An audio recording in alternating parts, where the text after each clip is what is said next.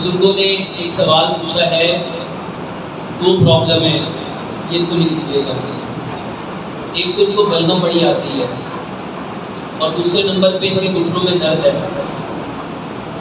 میرے محترم بھائیوں، یہ بلغم، یہ جو چھاتی سے ریشہ آتا ہے، یہ جو چیسٹ پرابلم ہے، اس کی ایک بڑی وجہ میرے محترم بھائیوں پیٹ میں گیس ہونا ہے۔ جب یہ پیٹ میں گیس ہوگی تو آپ کا پیٹ پھول جائے گا۔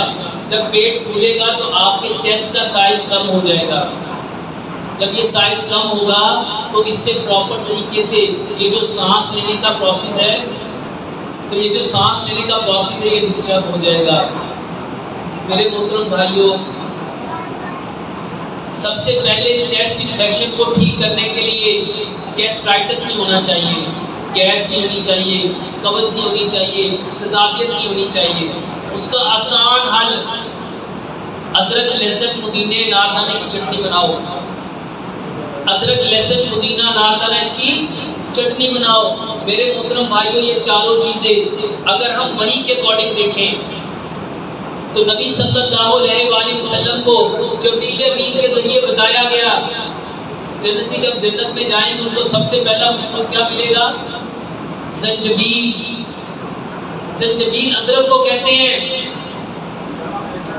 انار رمان کو کہتے ہیں، اور لہسن کے بارے میں پیارے پیغمبر جناب محمد صلی اللہ علیہ وآلہ وسلم نے فرمایا، اگر میں نے فرشتوں سے بات نہ کرنی ہوتی میں کبھی لہسن نہ چھوڑتا، کیونکہ فرشتوں کو لہسن کی بو اچھی نہیں لگتی۔ میرے محترم بھائیوں، چوتھی چیز ہے پودینہ۔ یہ چار چیزیں برابر مقدار میں لے لو، اس کی چٹنی بنا لو۔ ہر کھانے کے ساتھ ایک بڑا چمچ چٹنی کا لو، اور کوشش کرو کہ جب چٹنی لو اس کے ساتھ 2-4 سبزیوں کا سلاد کھاؤ۔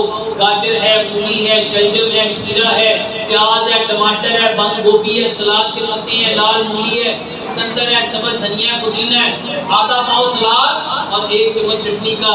یہ بہترین علاج ہے بلغم کا، یہ بہترین علاج ہے تیزابیت کا، یہ بہترین علاج ہے گیس کا، اور یہ بہترین علاج ہے گھٹنوں کے درد کا، گھٹنوں کے درد کا۔ بلکہ یہ جو چٹنی ہے، میں تو اکثر کہتا ہوں یہ 100 بیماریوں کا علاج ہے، 100 بیماریوں کا علاج ہے، کیونکہ اس کے بتانے والے کون؟